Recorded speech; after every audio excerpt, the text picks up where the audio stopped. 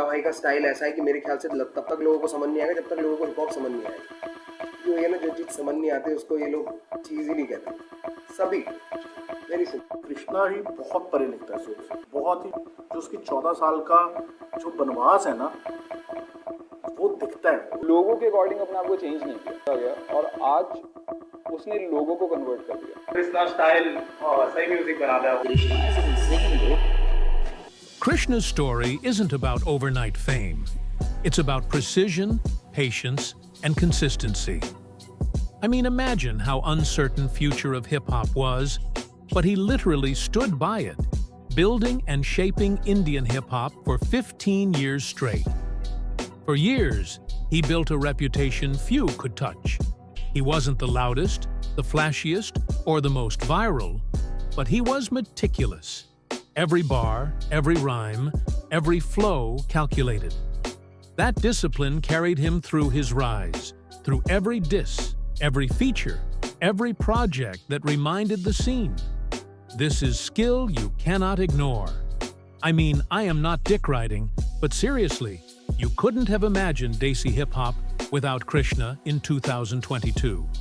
Between 2020 and 2023, Krishna was untouchable.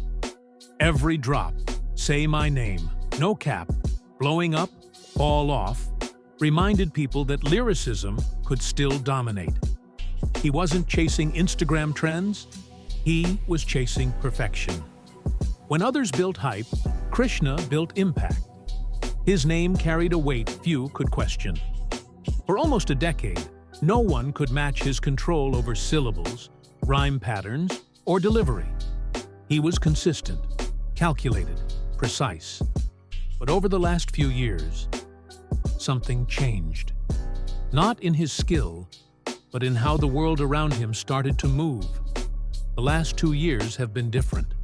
The gaps between releases, the quiet stretches of months, have made every drop feel like an event. And while it's an obvious, well-thought plan to not make his songs sound monotonous, it's a double-edged sword.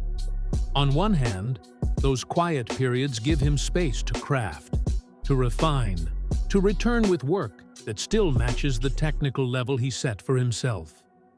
On the other, the world moves fast, and the expectations of fans grow exponentially during the silence.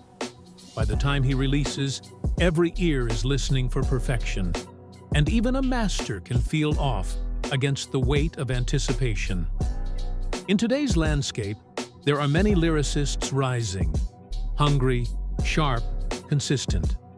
They drop tracks relentlessly, building momentum with every freestyle, every reel, every hook.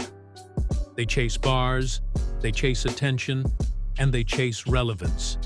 And in this climate, KRSNA's approach is risky. He still has the craft, but the quiet means the stage is sometimes shared with others who never stop performing. So why does he do it? Partly, it's discipline. Partly, strategy. Partly, perhaps, personal pacing. It lets him focus on quality over quantity, on control over noise. And it works. Core fans recognize the skill, the layers, the nuance. But in an era where virality often outweighs craftsmanship, the method has its drawbacks. But I also think it's how Krishna prefers at the end. What sets Krishna apart from the rising generation isn't just his skill. It's his legacy.